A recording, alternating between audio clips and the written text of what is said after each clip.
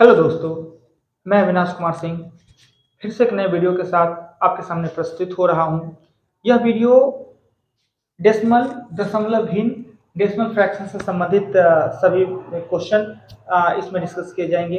यह video special decimal से संबंधित प्रश्न जो आते हैं, दशमलव से संबंधित जो प्रश्न आते हैं, उसकी जो इंट्रोडक्शन होते हैं यानी नोट्स या उसकी बेसिक बातें होते हैं, इसकी चर्चा इस वीडियो में किया जाएगा। इस वीडियो में के माध्यम से आपको बताया जाए कि दशमलव होता क्या है, दशमलव के प्रश्न को हल करने के लिए किस किस बातों को ध्यान देना पड़ता है और डेसिमल आपको कहाँ कहाँ परेशान करता है, इसकी जानकारी इस वीडियो में दिया जाएगा। बेसिकली डेसिमल की उत्पत्ति हुआ कहाँ से है, इसे जानना बड़ी जरूरी है। पहले जो संसार दुनिया थे वो सिर्फ प्राकृतिक संख्या से ही परिचित थे। प्राकृतिक संख्या कहने का अर्थ क्या, 1 से लेकर 9 तक अंकों से ही परिचित थे और एक से लेकर 9 तक के अंक यानी कुल 9 अंक के सहयोग से ही सभी संख्या लिखे जाते थे। अब ये प्रश्न उठता है कि क्या जब 0 नहीं हुआ करता था तो 10 नहीं हुआ करता होगा, या 0 नहीं हुआ करता था तो 100 नहीं लिखा जाता होगा। अब ये तो फिक्स है कि 0 नहीं होता होगा तो 10, 100, 1000 और 10,000 लिखा जाता था या नहीं लिखा जाता था, उसकी जानकारी तो मेरे पास है नहीं साक्ष्य है। हो सकता है ऐसा कि उससे पहले 10 लिखा जाता होगा, 10 पढ़ा भी जाता होगा, पर जो आज हम 11 पढ़ रहे हैं, 9 के बाद 10 के बाद 11 होता था, जो आज हम लोग 10 पढ़ रहे हैं, हो सकता है 11 को ही 10 पढ़ा जाता होगा, हो सकता है 101 को ही 100 पढ़ा जाता होगा, पर इसके बारे में मेरे पास नॉलेज नहीं है। न मेरे पास में हमने कई प्रयत्न किए कि आखिर पता लगाने के लिए कि ऐसा होता क्यों था, पर छोड़िए, इसके चक्कर में नहीं पड़ना है क्या कि पहले संसार थे वो 10 अंकों से 9 अंकों से ही परिचित थे, 1 से लेकर 9 तक, इसी के सहयोग से सभी संख्या लिखे जाते थे। जैसे जैसे विज्ञान का विकास हुआ, खगोल का विकास हुआ, लोग जागृत होने लगे, खोजी प्रवृत्ति का होने लगे, आविष्कार की दुनिया में आने लगे, तो जब ये खगोल का ज्ञान प्राप्त करने लगे, खगोल से संबंधित घटना पे काम करना चालू किया, तो इन्हें गणित की गणना करने में, यानी जितने भी खगोल हैं वो गणित पे आधारित होते हैं, गणित की गणना करने में परेशानी हो रहा था। खगोल का ज्ञान प्राप्त करने के लिए गणित का जो सहारा था उसे खगोल के ज्ञान में कहीं ना कहीं कमी त्रुटि आ रहा था। तो अपने ही देश के महान वैज्ञानिक, महान गणितज्ञ कह सकते हैं, महान खगोलविद कह सकते हैं, आर्यभट्ट, जिन्होंने जीरो का आविष्कार किया, यानी जीरो और दशमलव दोनों ही भारत की देन है। तो जीरो का आविष्कार किया और उन्होंने प्राकृतिक संख्या के समुच्च के साथ जीरो को शामिल कर दिया, और उसके बाद प्राकृतिक संख्या के समुच्च है उसके साथ जब जीरो को ऐड कर दिया गया, जीरो की सही संख्या लिखे जाने लगे, तो जीरो को पूर्ण संख्या का दर्जा दिया गया। पूर्ण संख्या, जीरो एक पूर्ण संख्या है, सम यूनिट है, साथ ही हमेशा धन पूर्णांक होता है। स्वतंत्र रूप में जीरो और दशमलव दोनों ही महत्वहीन होते हैं। स्वतंत्र रूप में जीरो और दशमलव दोनों ही महत्वहीन होते हैं और दोनों एक दूसरे के पूरक हैं। जीरो के आविष्कार होने के बहुत सालों बाद जब गणना का पैमाना और बड़ा हुआ, गणना जब बढ़ता गया, तो जीरो के कारण जितना ही गणना आसान हो गया था, गणना को और पार्टों में तोड़ा जा सकता था, यानी एक को कई भागों में तोड़ा जा सकता था, एक को छोटा बनाया जा सकता था। तो जीरो के कारण विभिन्न प्रकार की गणना करने में कठिनाई या प्रॉब्लम का सामना करना पड़ा। तो इस कारण से जीरो के अस्तित्व पे खतरा आने लगा, यानी जीरो के कारण जितने भी गणना थे वो गलत होने लगे थे। तो भारत के एक और महान गणितज्ञ थे जिनका नाम नागार्जुन साहब है, उन्होंने जीरो के पूरक के रूप में दशमलव का आविष्कार किया, यानी जीरो से जो प्रॉब्लम क्रिएट होता था, जीरो से जो समस्या क्रिएट होता था, उसे पूर्ति करने के लिए उन्होंने डेसिमल का प्रयोग किया। अब दशमलव और जीरो एक दूसरे के पूरक हैं, यह कैसे है? तो है क्या कि जीरो किसी संख्या को 10 गुना बना देता है, यानी 10 गुना बना देता है, जबकि एक स्थान जीरो किसी संख्या को 10 भागों में बांट देता है। दशमलव को अगर बराबर को उस साइड ले जाते हैं तो जीरो के भांति प्रयोग होता है, जीरो के भांति काम करता है। अगर दशमलव को बराबर के लेफ्ट या राइट ले जाया जाए, लेफ्ट से राइट या राइट से लेफ्ट, तो जीरो डेसिमल बन जाता है और डेसिमल जीरो की तरफ प्रयोग करता है। यानी जहां दशमलव जहां कमी कर देता है, 10 भागों में बांट देता है, वहीं जीरो 10 गुना बना देता है। अर्थात जीरो और दशमलव एक दूसरे को पूरक की तरह यूज किया जाता है। जीरो और दशमलव दोनों ही स्वतंत्र रूप में महत्वहीन होते हैं। क्लियर? अब क्या है कि जब जीरो एक अंक है, जबकि दशमलव दशमलव अंक नहीं है, दशमलव सिर्फ जीरो का पूरक है। तो एक संख्या में दशमलव का प्रयोग एक से अधिक बार नहीं किया जा सकता है, जबकि जीरो का प्रयोग एक से अधिक बार किया जा सकता है। अगर दशमलव का ही प्रयोग करने की आवश्यकता पड़े तो जब कभी आप भाग दीजिएगा तो दोबारा दशमलव के प्रयोग करना पड़ता है, तो दशमलव के बदले भी जीरो का ही प्रयोग किया जाता है। यानी दशमलव और जीरो एक दूसरे को पूरक हैं, दोनों स्वतंत्र रूप में महत्वहीन होते हैं। किसी भी संख्या के राइट में दशमलव महत्वहीन होता है, दाहिने में दशमलव महत्वहीन होता है और बाएं में जीरो महत्वहीन होता है। एक संख्या में दशमलव का प्रयोग एक बार, जबकि जीरो का प्रयोग अपने आवश्यकता अनुसार कई बार किया जा सकता है। हाँ, एक बात और कि दशमलव संख्या के एकदम बाएं और या एकदम दाएं जीरो डालने पे उसके मान में कोई अंतर नहीं आता। अब आता है दशमलव संख्या के जोड़ घटाव। दशमलव संख्या के जोड़ घटाव में क्या होता है, या तो दशमलव संख्या को स्टैंडर्ड डेसिमल फॉर्म में ले आते हैं, या नहीं तो दशमलव को एक सीधे में लिखा जाता है। अर्थात जोड़ और घटाव में दशमलव को एक सीधे में लिखे या स्टैंडर्ड डेसिमल फॉर्म में लाके फिर जोड़ घटाव करते हैं। अब स्टैंडर्ड डेसिमल फॉर्म क्या होता है, इसका चर्चा हम करते हैं कि जैसे कि यहाँ 1.2 है, 0.32 है और 1.235 है, यानी ये इस डेसिमल को कहते हैं, इससे स्टैंडर्ड डेसिमल नहीं कहा जा सकता है। कारण कि इसमें 3 अंक वाले डेसिमल की गिनती दाएं से बाएं की तरफ होता है, इसमें 2 स्थान, इसमें 1 स्थान। तो 3 स्थान सबको डेसिमल बनाने के लिए क्या करेंगे, हाईएस्ट 3 स्थान डेसिमल है तो 1 जीरो इसमें दिया जा सकता है, 2 जीरो इसमें दिया जा सकता है। अब ये सभी 3 स्थान डेसिमल है, इसको डेसिमल स्टैंडर्ड फॉर्म में, अब डेसिमल अब हम भूल भी जा सकते हैं, 1200 कर सकते हैं, 320 करते हैं, 1235। जोड़ और घटाव जैसे हम करते हैं, कर देने के बाद 3 स्थान पहले डेसिमल हम डाल देंगे, क्योंकि 3 स्थान पहले डेसिमल है। इसे हम डेसिमल को स्टैंडर्ड फॉर्म में लाना कहते हैं, यानी दशमलव स्थान के मान को समान बनाने को ही डेसिमल को स्टैंडर्ड फॉर्म में लाना होता है। अब क्या होता है कि डेसिमल संख्या के 2 पार्ट होते हैं। डेसिमल में लिखे गए संख्या जो होते हैं उसको 2 पार्ट, जैसे कि 12.75 है, ये 2 पार्ट में, एक डेसिमल के लेफ्ट में, एक डेसिमल के राइट में। डेसिमल के जो लेफ्ट में है उसे हम मूल मान कहते हैं, मूल मान, और डेसिमल के जो राइट में है उसे कहते हैं अंश मान। क्योंकि इसे अंश मान इसलिए कहा जाता है क्योंकि यह एक का टूटा हुआ, ये कितना भी बड़ा, डेसिमल के दाएं कितने भी अंक हो वो सदैव एक का ही छोटा पार्ट होता है, एक को तोड़ने से ही प्राप्त होता है, अर्थात 0 से बड़ा होगा और 1 से छोटा होगा, इसलिए एक का ही अंश है, इसे अंश मान कहा जाता है। एक बात और याद रखिएगा कि अंश मान को कभी भी फेस वैल्यू में ही पढ़ा जाता है, प्लेस वैल्यू में नहीं। इसे हम पढ़ते हैं 12.75, यानी इसको प्लेस वैल्यू के हिसाब से, अंश मान को ये मूल मान को प्लेस वैल्यू के हिसाब से और अंश मान को फेस वैल्यू के हिसाब से पढ़ते हैं। यानी कि जो लेफ्ट में रहता है जिसे हम मूल मान कहते हैं, इसको स्थानीय मान के हिसाब से पढ़ा जाता है, जबकि राइट में जो रहता है उसे हम स्थानीय मान न पढ़ के जातीय मान से पढ़ते हैं, चाहे वो कितना भी बड़ा हो उसे। हाँ, एक चीज और होता है कि अगर डेसिमल संख्या, ये संख्या लिखा हुआ है 12.7563, यानी जो अंश मान है इसको आपको फेस वैल्यू के हिसाब से और जो मूल मान है उसे आप प्लेस वैल्यू के हिसाब से पढ़ें। इसे एक्सपेंडेड फॉर्म में लिखने के लिए क्या करते हैं, एक्सटेंडेड फॉर्म में 10 + 2 + 7/10, 5/100, 6/1000 और 3/1234। हाँ, अब इसमें भी कभी कभी क्या होता है कि डेसिमल संख्या में भी आपको स्थानीय मान पूछता है। अगर डेसिमल संख्या में स्थानीय मान पूछते, इसमें 1 का स्थानीय मान पूछते, 1 का तो हो जाएगा स्थानीय मान 10, 2 का स्थानीय मान पूछते तो 2 हो जाएगा, 7 का स्थानीय मान पूछते तो 7/10 हो, अगर 3 का स्थानीय मान पूछते तो 3/1234 हो, 0 होगा। राइट, यानी आपने सीखा कि दशमलव में लिखी गई संख्या के 2 मान होते हैं, एक होते हैं दशमलव के लेफ्ट में जो रहते हैं उसे हम मूल मान कहते हैं, राइट में जो रहते हैं उसे हम अंश मान कहते हैं। अंश मान इसलिए कहते हैं कि एक का ही टूटा हुआ, एक को खंड करने से ही प्राप्त होता है। सदैव जो अंश में जो मान होते हैं वो एक का ही टूटा हुआ, वह 0 से सदैव बड़ा होते हैं और 1 से छोटा होते हैं।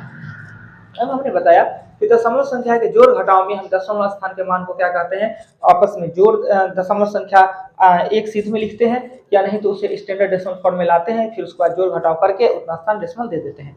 अब आता है प्रश्न, दशमलव संख्या के गुना में क्या करते हैं। तो दशमलव संख्या के गुना में, तो आपको हमने बोर्ड मास में बताया होगा कि गुना और जोड़ एक दूसरे से संबंधित है। पूरक अलग सेंस होता है, संबंधित मतलब एक सा गुण पाया जाता है, एक सा रिलेशन का होते हैं। जोड़ भी किसी को वृद्धि करने का काम होता है, जोड़ में भी ऐड होता है, सटता है, चिपकता है, अधिक होता है, और गुना में भी यही होता है।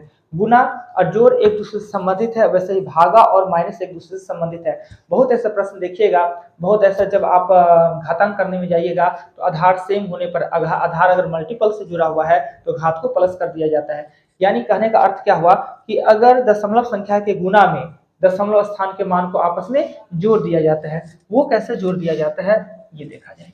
अगर बाय द वे यहाँ पे 12.2 गुने 0.001 लिखा हुआ है, तो आप दशमलव संख्या के गुना में डेसिमल को भूल जाइए।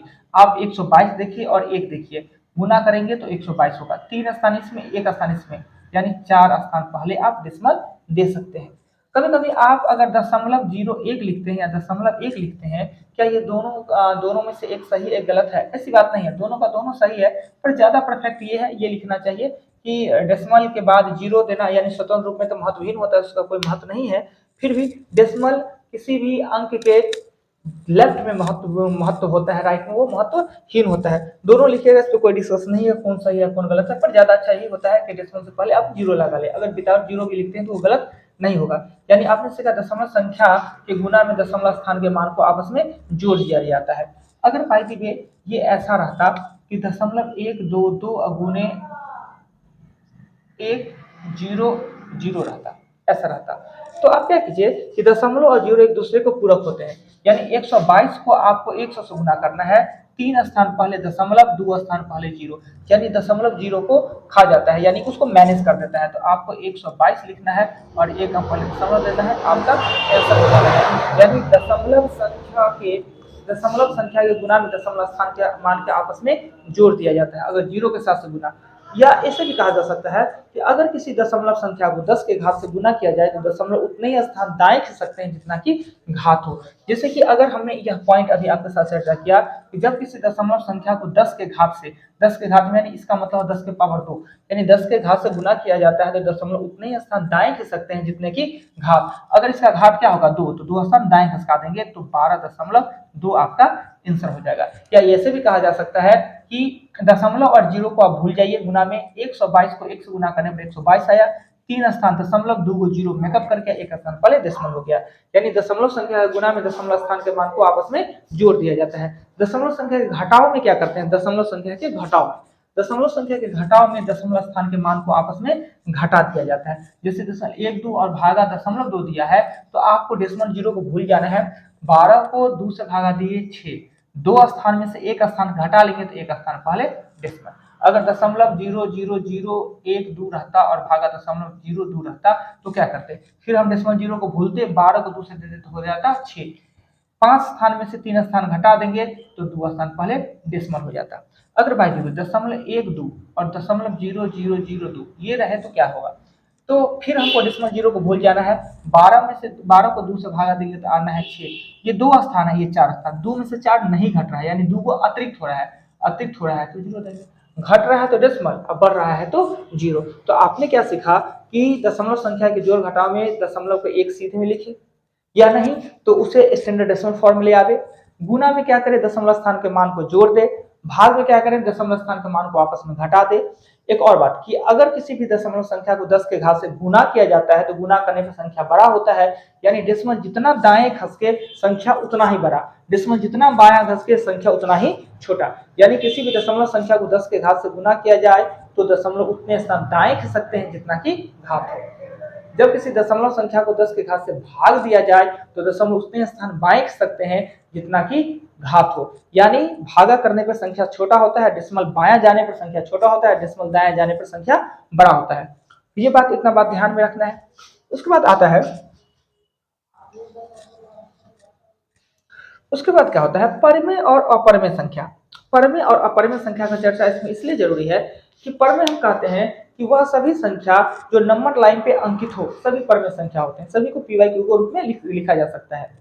यानी कि वह सभी संख्या जिसे p बटा q के रूप में लिखा जा सकता है जहां पे q नॉट इक्वल देन 0, यानी नंबर लाइन पे जितने भी संख्या अंकित होते हैं सभी परमेय संख्या होते हैं, सभी को p बाई q के रूप में लिखा जा सकता है। तो एक बार कभी कभी प्रश्न आता है क्या जीरो परमेय है या अपरमेय? जीरो 100% परमेय संख्या है, 0/1 लिखा जा सकता है, 1/0 नहीं लिखा जा सकता है, पर 0/1 लिखा जा सकता है। 0 एक परमेय संख्या है, 0 एक सम यूनिट है, 0 एक पूर्ण संख्या है।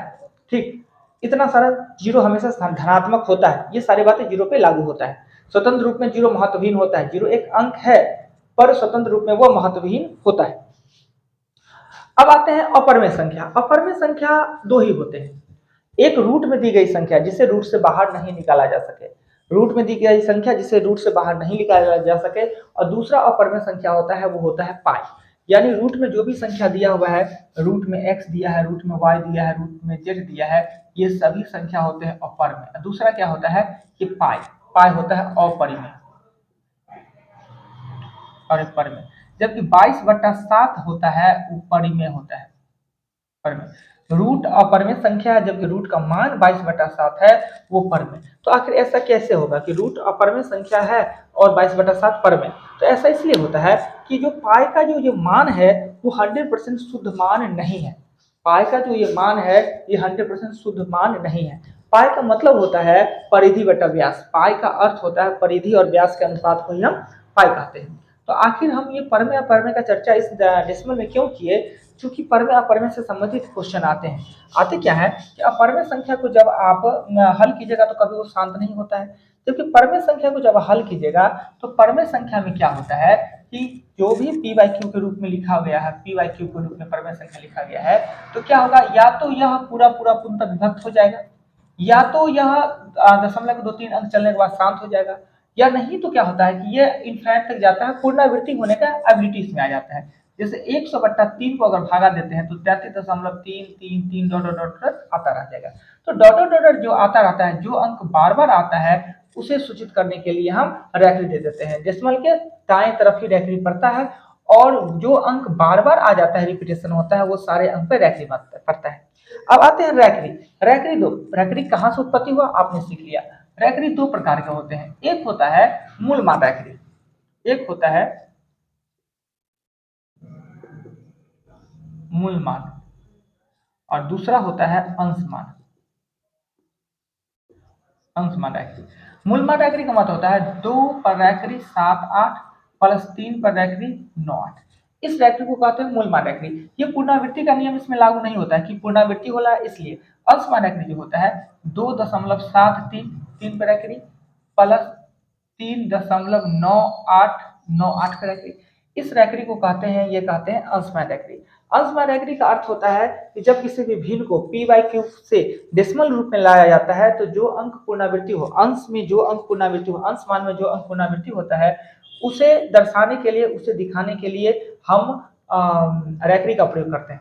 अब ये जो मूल मान है इसके मतलब को समझते हैं कि मूल मान रैखरी होता क्या है। मूल मान रैखरी का मतलब यही होता है कि जैसे कि जोड़ है, यानी अगर ये रैखरी ना होता तो आराम से हम क्या करते, 2 7 8 जोड़ देते, 3.98 जोड़ देते, 8 8 16 1 9 8 16 1 17 और 5 1 6, आराम से हम इसको जोड़ देते।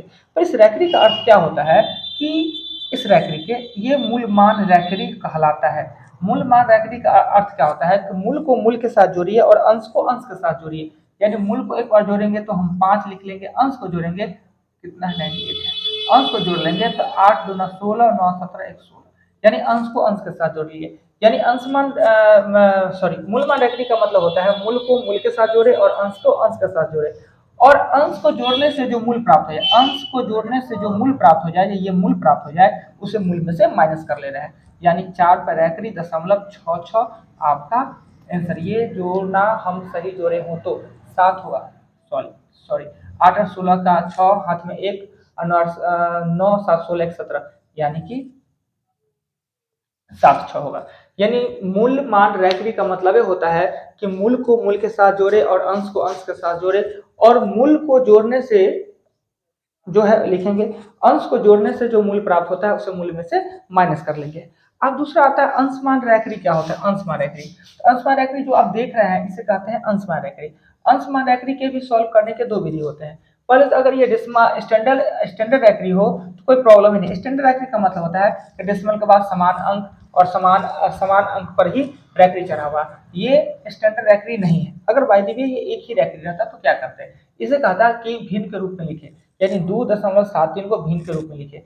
इसे हल करने का अंशमान जो रैखरी होता है, अंशमान यानी डेसिमल के दाएं तरफ अंक पे चढ़ा हुआ रहता है, इसे भी सॉल्व करने के दो तरीका होते हैं, एक मूल मान विधि होते हैं, एक अंशमान विधि। तो मूल मान विधि होता है मूल मान विधि।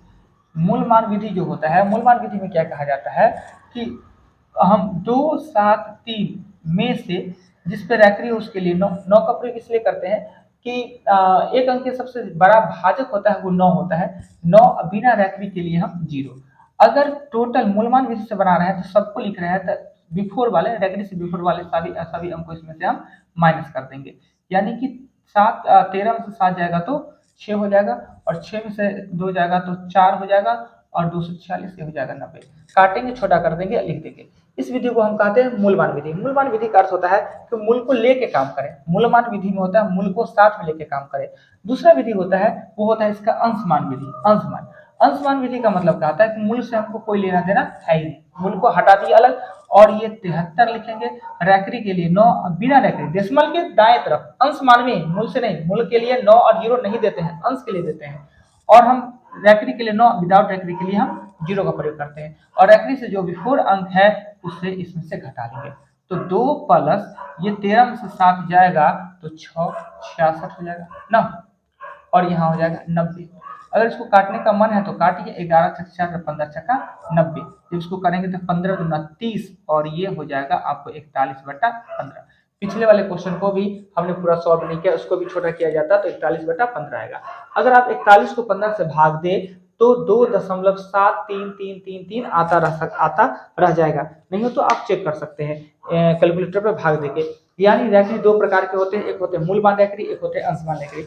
मूलमान रैखरी का अर्थ होता है कि मूल को मूल के साथ जोड़िए और अंश को अंश के साथ जोड़िए, और मूल अंश संख्या को जोड़ने पे जो मूल संख्या प्राप्त होता है उसे मूल में से माइनस कर लेना, बस इतना होता है। अंशमान रैखरी होता है यानी कि अंश पे चढ़ा होता है, यानी दशमलव के दाएं तरफ का जो अंक होता है उस पर रैखरी चढ़ा होता है। रैखरी हो सकता है 2 अंक पे भी, 3 अंक पे भी हो, और बिना रैखरी का भी अंक हो डेसिमल के बाद। तो रैखरी के लिए 9 हम हर में 9 डालते हैं, बिना रैखरी के लिए 0 डालते हैं। ये अंशमान रैखरी होता है। इसे भिन्न रूप में बदलने के भी 2 नियम होते हैं, एक मूलमान विधि होते हैं, एक अंशमान। मूलमान विधि में होता है कि मूल को साथ में लेके काम करते हैं और एक साथ टोटल काम करते हैं। अंशमान विधि में क्या होता है कि मूल से हमको कोई लेना देना नहीं, अंश के लिए 9 देंगे, अंश के लिए रैखरी देंगे, और अंश को ही हम घटाएंगे। अब आता है कि आप सर कहाँ पे हम मूलमान विधि का प्रयोग करें और कहाँ पे अंशमान विधि का प्रयोग करें। अगर एक ही संख्या को भिन्न रूप में आपको लिखना है तो अब मूलमान विधि का प्रयोग करें, ज्यादा फायदा कारक होगा। अगर 2 या 3 4 खंड हो, 2 3 4 खंड हो और स्टैंडर्ड रैखरी भी ना हो तो आप अंशमान विधि का प्रयोग करें तो ज्यादा फायदा होगा। अगर स्टैंडर्ड 2 3 4 खंड भी है, अगर उस स्टैंडर्ड रैखरी में है तो आप उस सॉल्व करने में, हल करने के लिए आप मूलमान विधि का भी प्रयोग कर सकते हैं। हाँ, रैखरी को भी स्टैंडर्ड रैखरी में लाया जा सकता है। रैखरी को भी स्टैंडर्ड रैखरी में कैसे लाया जा सकता है कि अगर मान लेते हैं कि ये दिया हुआ है 7.3 पे रैखरी, यानी 2.73 पे रैखरी है, और 3.62 या 3.2 पे रैखरी है। इसे स्टैंडर्ड रैखरी में कैसे लाएंगे, तो ये अगर 2.72 पर रैखरी है तो 3.22 पर रैखरी लिख देंगे। तो इस रैखरी को हम स्टैंडर्ड रैखरी कहेंगे, क्या है कि डेसिमल के बाद 2 अंक, 2 पर रैखरी, डेसिमल का 2 अंक, 2 रैखरी। और जब स्टैंडर्ड रैखरी होता है तो आराम से इससे जोड़ा जाता है, जैसे हम जोड़ते हैं उसी तरीके से जोड़ेंगे, उसी तरीके से घटाएंगे। स्टैंडर्ड रैखरी को हल करने में ज्यादा परेशानी का सामना नहीं करना पड़ता है। यानी कि रैखरी होते हैं वो 2 प्रकार के होते हैं, एक होते हैं मूलमान रैखरी, एक होते हैं अंशमान रैखरी। डेसिमल संख्या को आरोही अवरोही क्रम में लिखने के लिए भी हम करते हैं, विधि करते हैं। अगर मान लेते हैं 2/3 है, 7/8 है, 9/15 है, इसे आरोही या अवरोही क्रम में लिखे। आरोही मतलब होता है बढ़ते क्रम में, अवरोही मतलब होता है घटते क्रम में। आरोही का मतलब होता है आरोही का मतलब होता है 1 2 3 4, और अवरोही का मतलब होता है 4 3 2 1। अवरोही मतलब होता है घटते क्रम में। तो आप इसमें से बड़ा छोटा ज्ञात करने के ऐसे तो कई तरीका होते हैं, पर अगर डेसिमल पढ़ रहे हैं तो डेसिमल विधि से ही इसको बड़ा छोटा ज्ञात करें। यानी दशमलव के 2 स्थान तक निकाले, 2 स्थान से काम चल जाए तो ठीक, नहीं तो 3 स्थान तक निकाले। यानी कि दशमलव संख्या को बड़ा छोटा करने के लिए आप अगर भिन्न के रूप में है तो डेसिमल रूप में लिख ले, फिर उसको स्टैंडर्ड डेसिमल में लाके बड़ा छोटा ज्ञात कर सकते हैं। यानी मुख्य रूप में इस चैप्टर में यही सारी बातें को आपको ध्यान में रखना था, क्योंकि हमने आपको बता चुके हैं। और अगले नेक्स्ट जब वीडियो आएगा उस वीडियो में हम आपके साथ इस बात का चर्चा करेंगे, सभी एग्जाम्पल को, जो कि एग्जाम्पल इसमें 12 क्वेश्चन है, एक छोटा सा वीडियो में सभी कवर हो जाएंगे एग्जाम्पल। और क्वेश्चन जो है इस चैप्टर में S3 राइटर के मैथमेटिक्स में क्वेश्चन है वो 95 है, तो बीच में कुछ हौला क्वेश्चन भी है, तो 4 वीडियो में कवर हो जाना है। यानी 4 वीडियो आपका एक्सरसाइज का आएगा और एक वीडियो आपका एग्जाम्पल का आएगा। एक वीडियो जो ये वीडियो आप जो देख रहे हैं, जो इंट्रोडक्शन का वीडियो था, जिसमें कि हमने सभी बातों को कोशिश किया। क्लास में यही सभी बातें क्या होता है कि वन लाइनर फैक्ट में यानी नोट्स के स्टार के माध्यम से सभी को लिखा दिया जाता है, फिर सभी को समझा के और बार बार पूछा जाता है। हो सकता है कि हम जब वीडियो में हैं तो कुछ इम्पोर्टेंट बातें छूट भी सकता है, चाहे कि कुछ बातें निकल गया हो, याद ना हो, ध्यान पे ना हो। तो क्लास में क्या होता है कि रुक रुक के कुछ बातें बोलना रहता है तो सभी बातें याद आते हैं।